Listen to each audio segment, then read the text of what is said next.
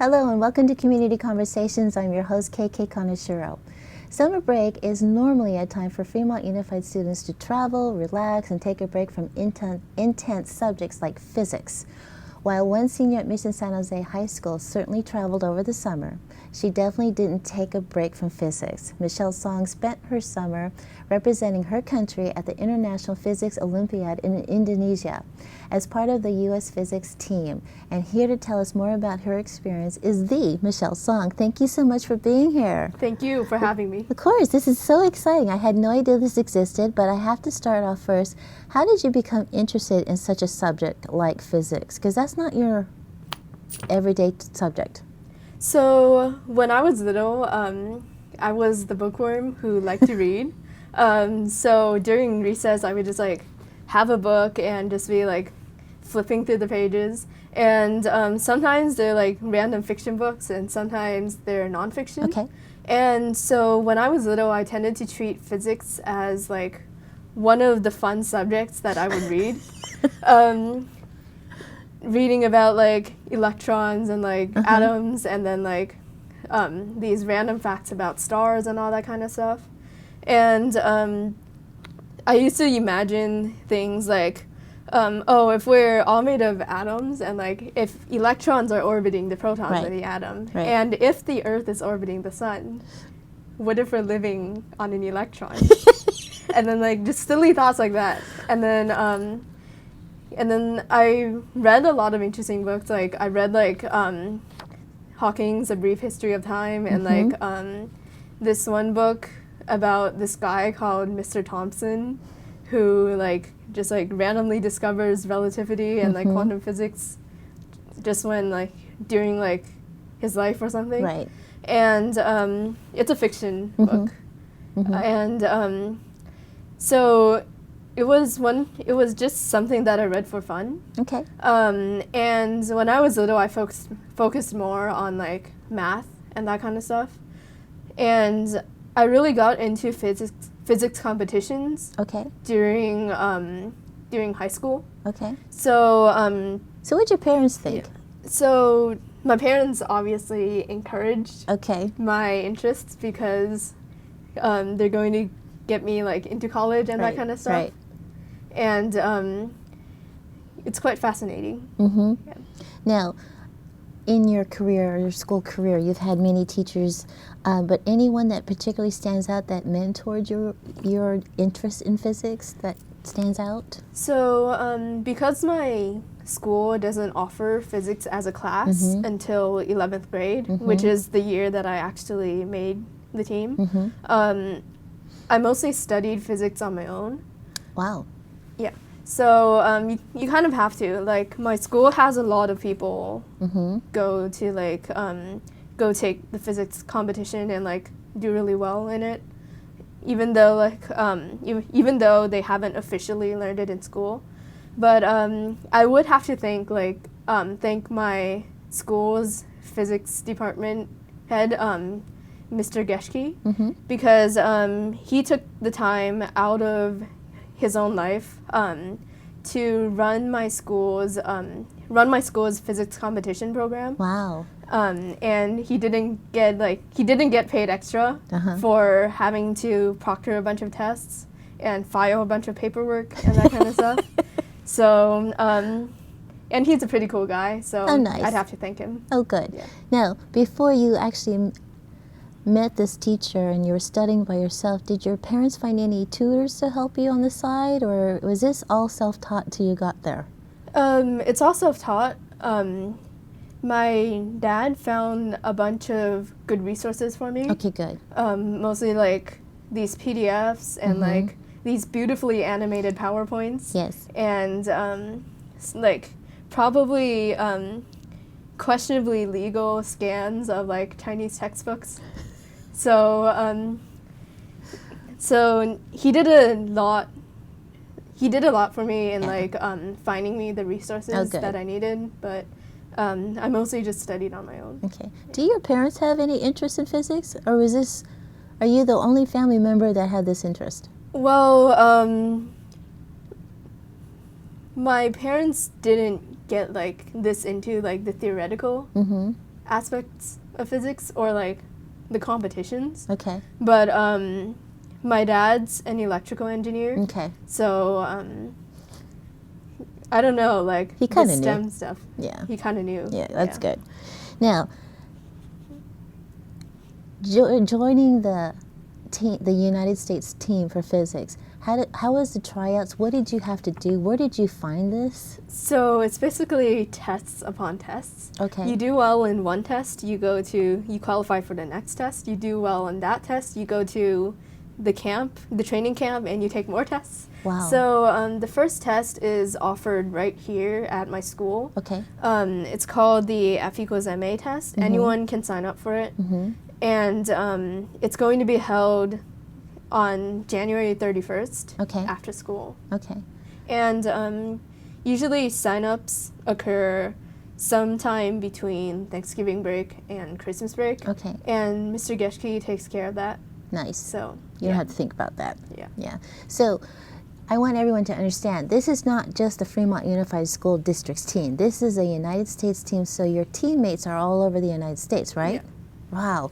So you said your first test was here at your school. Yeah. Once you made that test, where do you take your second test? Can you do it online, or do you have to travel to take these tests? So the second test is also offered here at school. Okay. The first test, like, usually like 50, 60, I don't know the precise number, but like that amount of kids take it. And then by the second test is like, I think it's the top 15% of Okay. those in the first test. And here at Mission, we have, usually we have like more than 10 people take the second round. Wow. And From 50 it's also, to 10. Yeah. Wow. Okay. 50 to 10, but in the whole country, it's like Yeah. 100% to 15%. Mm-hmm. So here at Mission, we're overachievers as usual. Yeah.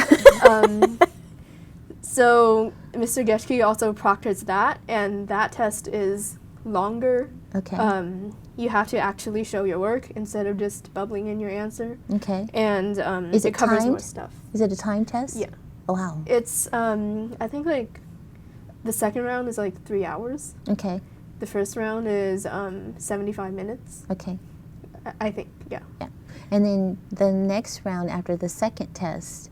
So after the second test is called the USA Physics Olympiad. So basically, if you take that, you already have like the possibility of medaling on a national level. Right. And out of those people, they choose a bit more than 20 people to go to this training camp. Okay. At the University of Maryland. Wow. Okay. During the end of May and the start of June. So I missed school for that. That's okay. Thanks to Mr. Larson and all my teachers for letting me get away with missing like almost 10 days of school. Yeah. So Mr. Larson's very nice. He is. Yeah. So what was the training camp like? So the training camp was... And do you stay on campus when you're there, or do you are hoteling it? We live in this pretty cool frat house on campus. Okay. Good. And the training camp is really fun. Like the days are usually intense. Usually there's lectures on the stuff that aren't covered in school, and there's also a lot of labs that we do. We get to get our hands on real physics equipment. Wow. And play around with it. That's exciting. Yeah. And and also we have the usual exams and the labs that are graded, and but we also have days where, for example, one day we went and visited NASA's Goddard Space Center. Wow. And we were like a few days, weeks or something past.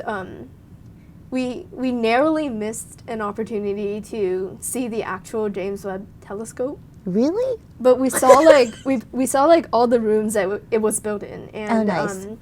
We got to meet the head engineer, and it was in general really cool. Yeah, I bet. they had to like rebuild like entire hallways so that the really heavy telescope could be like Moved. Yeah. Yeah, that's great. How long is pretty camp? A week? Camp was 10 days. 10 days. Yeah. Okay, and then after camp, what happens? So after camp, at the closing ceremony of camp, they tell you who goes on to the traveling team, Right. which is the 5 people that actually go to the IFO. Wow. And then What was that like? Nerve-wracking? Well, I was a bit surprised, even though like I knew that being in the camp meant that I did have a chance. Right. But it was like my first year at camp, Yeah. and my first year like getting a medal on the USFO. So I knew that there was a chance that I would get on the team, but I wasn't sure. Yeah. And it was a pretty pleasant surprise. Nice. And so after camp, there's like a month between after we go to camp and like before we go to the competition. Okay. And during that month, they expect you to go home and like keep training on your own. So And you did that. I did that. Now, Yeah. when you went to camp, were you by yourself or were your parents with you or? We go by ourselves. Okay. Okay. So you got to be an adult by yourself for a month or so, huh? Or 10 I days. guess so. They still didn't let us out of like the room without supervision. Well, good. Yeah. Good. We got to keep you safe. Now, Indonesia, what was that like? It was hot, but not as hot as Thailand. Oh, wow. Okay. I thought it'd be hotter. Well, Thailand is more humid, so it feels hotter. And I'm not an expert in like global weather, but Indonesia's in the southern hemisphere, so maybe that's Why? even though it's really near the equator, it's in the southern hemisphere, so Okay. maybe that's why it isn't as hot. Okay. But again, I'm not an earth science kid, I'm a physics kid, so Okay. I don't know. So, once you got to Indonesia and you're in the, is it a hotel or a conference center where you're having this competition? What was that like? They put us in a hotel, but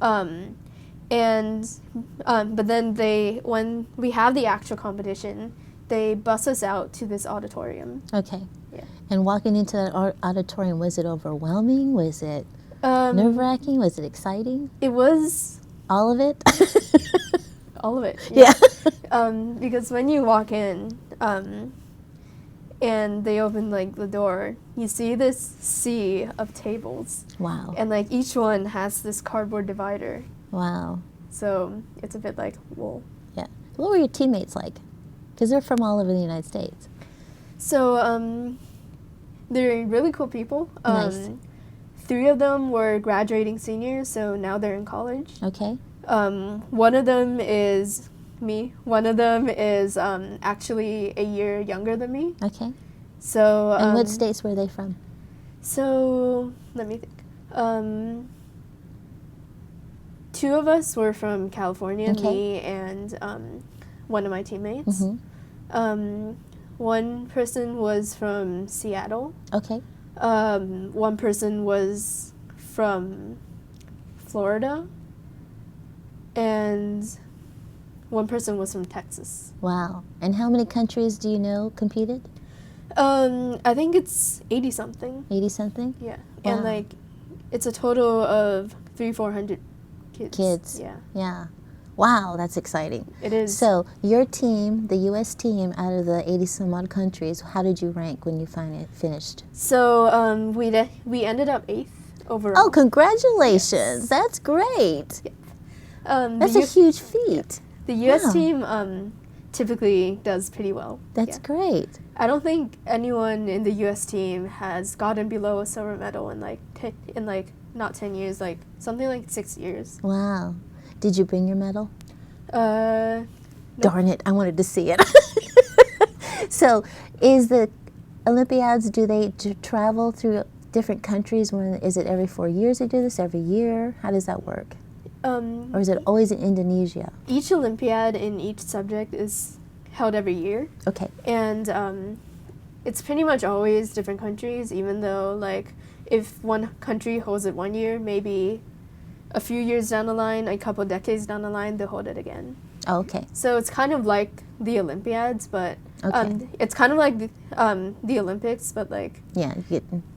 every year. Yeah. This is great. Yeah. So what do you want to be when you grow up? So my dream job Yes. is to be a college professor. Nice. Do you have a college in mind? Nope, Nope. Okay. not really. Good. I hope it's a college with decent funding, so I can actually do stuff. Every professor wants that. Okay, so you're a senior right now. You're going to graduate in June. Do you have any college that you're going to go to right now in mind, or are you still shopping? I have submitted all my applications. Okay. So I definitely have colleges in mind. My top choices are all in like the Northeast. Yeah. I was actually born in